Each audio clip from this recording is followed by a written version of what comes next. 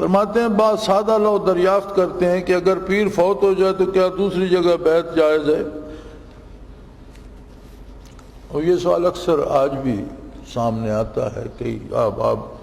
ذکر کے لیے آتے ہیں، انہوں نے پہلے کسی نہ کسی پیر صاحب سے بیعت کی ہوئی ہوتی ہے، پھر وہ بڑے اس میں مذبذب ہوتے ہیں کہ میں نے تو پہلے بیعت کی ہوئی ہے۔ تو فرماتے ہیں خدا کے بندوں پہلے اتنا تو غور کرو کہ بیعت بجائے خود مقصد نہیں، حصول مقصد کا ذریعہ ہے۔ یعنی بیعت مقصد تو نہیں ہے کسی بیعت ہو جاؤ، مقصد تو اس سے برکات کا حاصل کرنا ہے، اس کا ذریعہ بیعت ہے۔ اور حضرت نے جو یہ لکھا ہے کہ میں بیعت نہیں لیتا، یہ واقعی اسی طرح تھا۔ حضرت رحمۃ اللہ علیہ ظاہری بیعت نہیں لیا کرتے تھے، مدتوں ہم بھی ہم رکاب رہے، لیکن بیعت وہی ہوتی تھی جسے فنا فی الرسول نصیب ہو جائے اور بارگاہ رسالت میں اس کی روحانی بیعت کرا دی جائے۔ یہ بہت بعد میں آ کر غالباً 79-80 کے قریب، 78-79 کی بات ہے، مجھے صحیح یاد ہے، 76 کی آمد نواز کو یاد ہے، 76 میں آ کر یہ ایک مسئلہ یہ پیدا ہو گیا تھا کہ لوگ خواہ مخواہ نمائشی پیروں کی ظاہری بیعت کرنے کی ہر بندے کو عادت ہے، بھاگ کر بیعت کر لیتے ہیں اور پھر اس سے خود کو پکا وابستہ کر لیتے ہیں، خواہ وہ بدعتی ہو، مشرک ہو، وہ کتنی ان میں گمراہیوں میں لے جائے تو پیر سمجھ کر پیچھے بھاگتے رہتے ہیں۔ تو مشائخ کے حکم سے 76 میں حضرت نے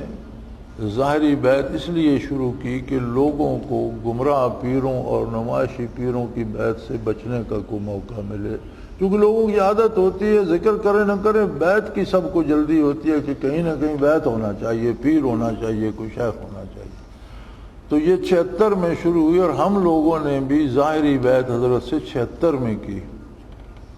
یعنی سلسلے میں آنے کے 16-17 سال بعد۔ تو فرمایا یہ جو پوچھتے ہیں کہ جی میری بیعت تھی، تو بیعت تو کوئی مقصد تو نہیں ہے بیعت ہونا، تو مقصد تو ہے کہ بیعت ہو کر برکات حاصل کی جائے، مقصد تو اللہ کی رضا حاصل کرنا ہے بیعت کے ذریعے۔ بیعت ایک ذریعہ ہے تاکہ ایک کامل کی شاگردی اختیار کر کے یکسو ہو کر تعلیم حاصل کرتے رہے، ترقی کرتے۔ اگر پیر فوت ہو جانے پر آدمی کی دوسرا استاد تلاش نہ کرے گا تو ظاہر ہے اول تو اپنا نقصان کرے گا، اور اس سے بڑا نقصان یہ ہے کہ اس کے پیش نظر رسائے الہی کا حصول نہیں، شخصیت پرستی ہے۔ اب حصول علم ظاہری کے لیے لوگ ایک مدرسے میں داخل ہوتے ہیں، 5 سال میں وہ پرائمری پاس کرتے ہیں، تو کیا یہ کہیں گے کہ جی میں تو اس مدرسے میں داخل ہوں، اب مڈل میں نہیں جاتا، یا مڈل سے میٹرک میں یا کالج میں نہیں جاتا، میں تو اس سکول میں داخل ہوں لہذا میں کالج میں نہیں جاتا؟ کیونکہ اس کا مقصد تعلیم حاصل کرنا ہے، جہاں تک پرائمری والے نے کرائی وہاں تک اس سے کر لی، جہاں تک مڈل والے نے کرائی اس سے کر لی، جہاں تک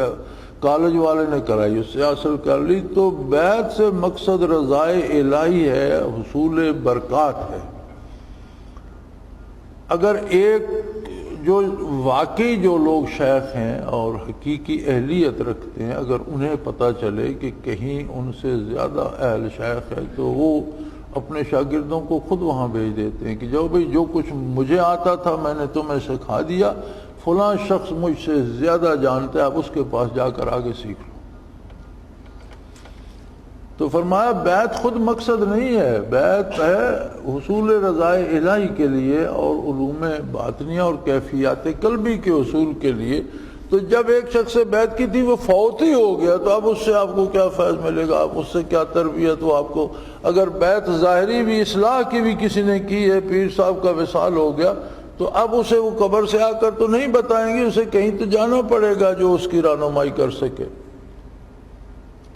اور پھر یہ سوچو کہ حضور اکرم صلی اللہ علیہ وسلم کے بعد کیا صحابہ کرام نے خلفاء راشدین کی بیعت نہیں کی تھی؟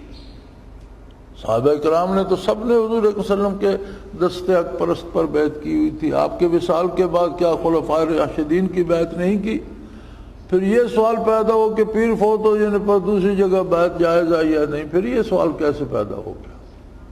جب حضور کے وصال پر خلفاء راشدین کی بیعت صحابہ کرام نے کی جنہوں نے حضور کے دست حق پرست پر بیعت کی تھی، تو آپ کا پیر حضور سے بڑا تھا کہ آپ کے پیر کے فوت ہو جانے کے بعد سوال پیدا ہوتا ہے کہ دوسری جگہ بیعت ہوتی ہے یا نہیں؟